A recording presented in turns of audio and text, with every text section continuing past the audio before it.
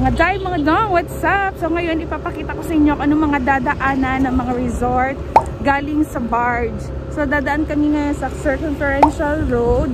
So unfortunately, yung mga resort ngayon sarado pa kasi MECQ until sa July 15 or until further notice. So ngayon nasarado pa, ipapakita ko lang kayo mga listahan ng mga resorts na madadaanan namin from here sa barge hanggang dun sa Peña Plata. So ito, sana mag-enjoy kayo. Bye!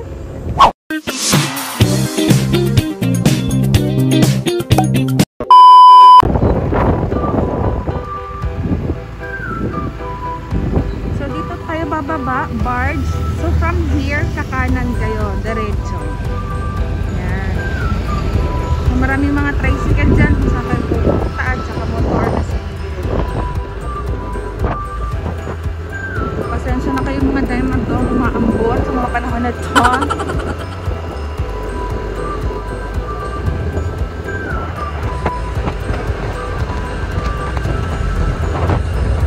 So mula sa kanan, unang makikitang resort ay ang eto, Maha Garden Resort. Mahan pala, hindi Maha.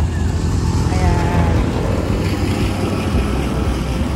Temporary close pa siya until July 15. Next is, sa katabi niya ang Seaside Campsite. Ito.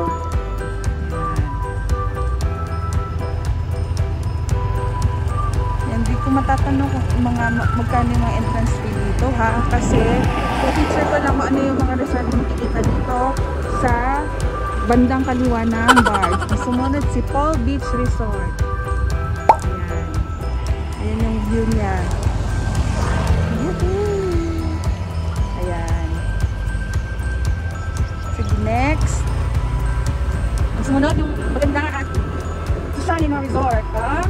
Ayan, nakikita niyo puti. Ayan yung Manila Villa. Ito ang Club Samal. Ayan, nakita niyo. Kung ngayon nga, sarado. So, ito yung Club Samal sa bandang likod ng hindi sa seaside.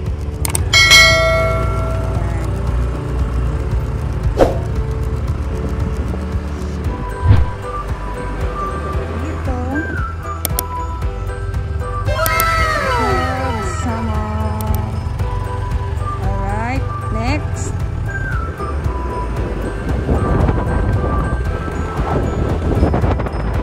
Sunod ay Coco Beach Resort. Diyan lang sa gilid yun eh. Ayan.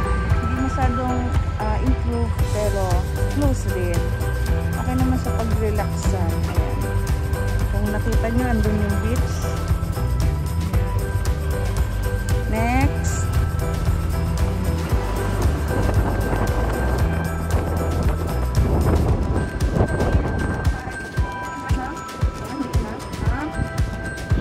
Isla Beach Resort. So, ito yung isa sa mga pinakamasong beach resort na alam ko dito sa Samal.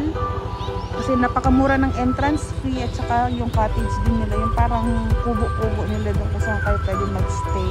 Saka okay din yung beach nila dito. Nakapunta na ako dito nung unang panahon. So, next. So, sa pala sa mga tayo dadaan, may dalawang daan dito. Pero susundan na natin yung cemento. Dito sa bandang kanan namin dyan, may Kaliklik Beach Resort, pero dito kami dadaan sa kabila. Sige, go na.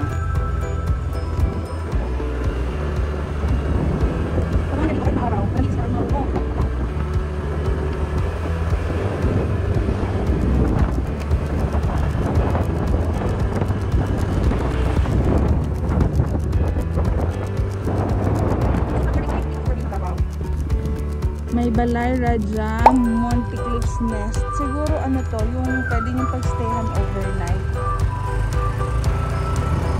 Hindi siya beach resort, pero kung parang pagstayhan niyo overnight. Yan. Balay Raja.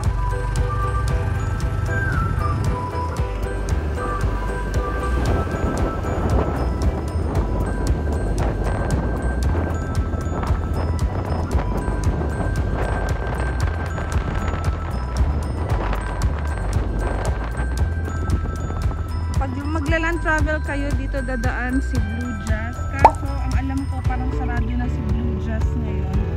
Siguro Sunrise View meron dito. Ayan, sarado na yun ngayon si Blue Jazz. Hindi, so, ano na, parang nakapasay.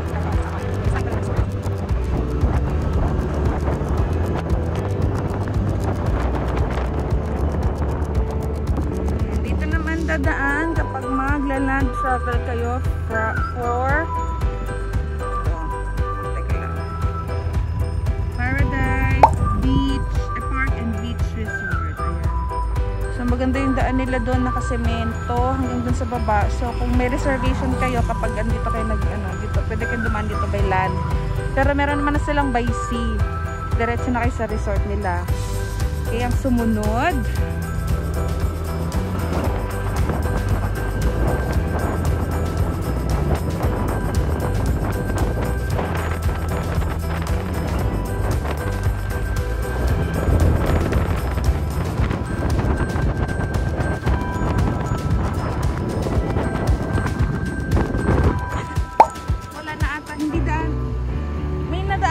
Costa Marina doon. Pero nung pumunta ako, nakita niyo sa previous vlog ko, yung Costa Marina dadaan sila sa Paradise na daan. Yung pinakita ko kanina Paradise Beach Resort na daan. Doon dadaan papunta ang Costa Marina. Kasi silangan nila yung daan doon. Sumunod ay Villa Vista Blue Waters Resort. Ayan. Blue Waters. Dito dadaan sa Blue Waters.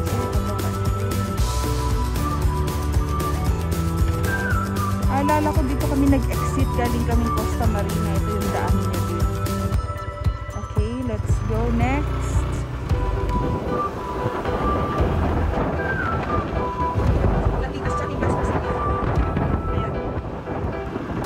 Chamas by the Sea. Hindi masyadong maganda yung ano nila, pero dito dadaan sa Chamas by the Sea. Hindi ko nakapunta dyan, pero sabi nila maganda daw dyan sa Chamas.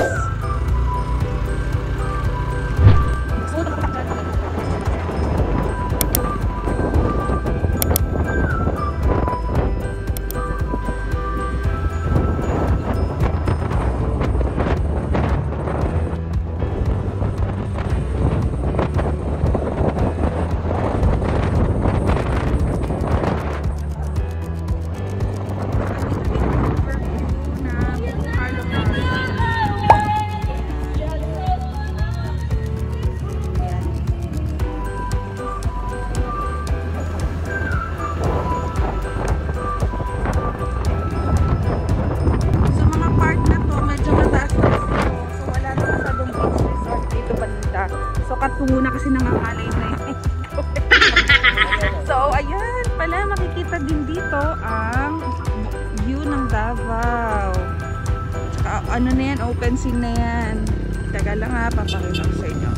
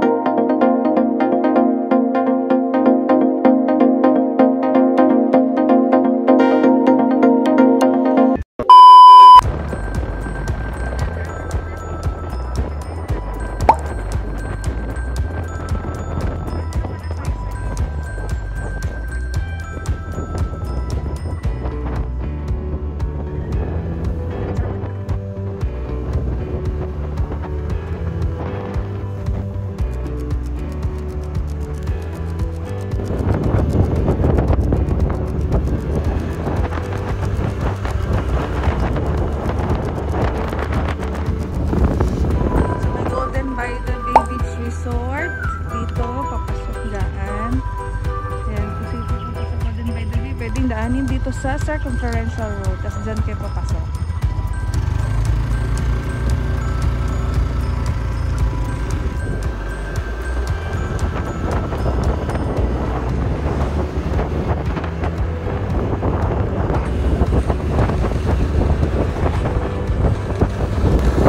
So this time medyo puro puno na lang nakikita.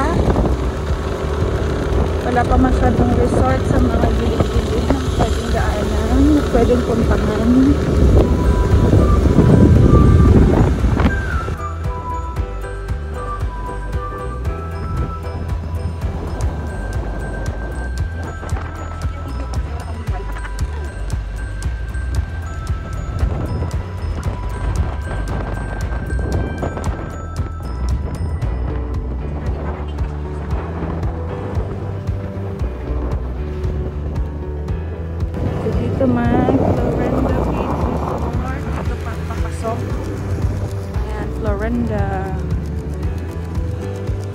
Florinda Beach Resort. Diyan papasok sa loob. Ayan.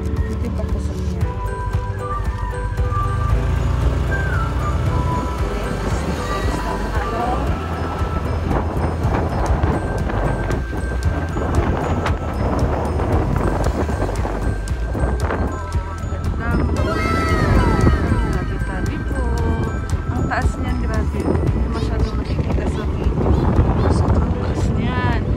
Parang niyog na balutan ng yung gumagapang ng mga halaman.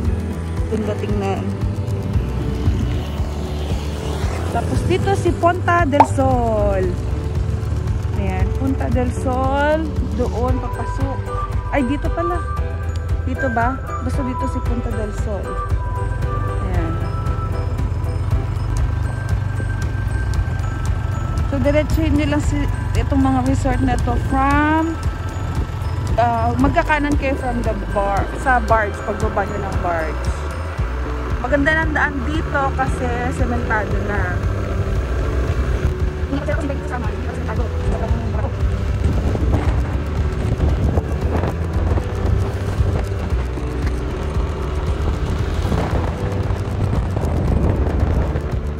So, dito naman si Bali.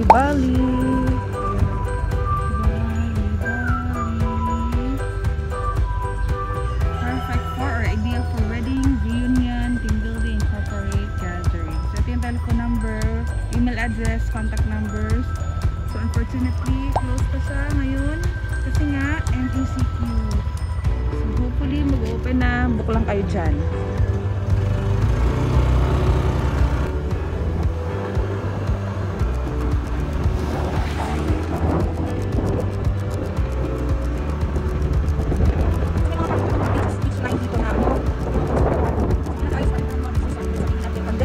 Mahina yung nilang po sa mga turista, pero nagpali mga business na inaayos.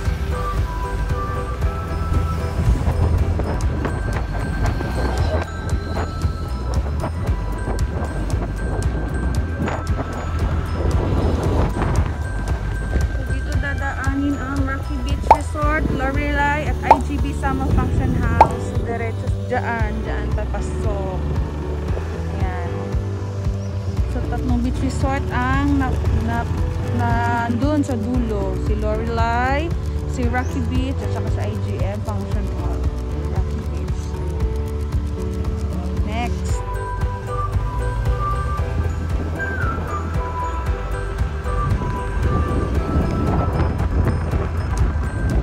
Ito parang under construction pa si Andreas. Parang maganda to, social na resort.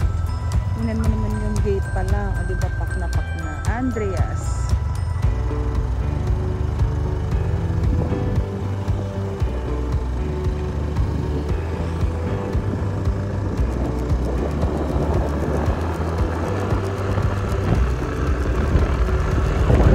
Medyo bibilisan na namin kasi lumalakas na yung La Vida Hostel. Ayan, hindi sa pero mga rooms lang na pwede yung pag-check in.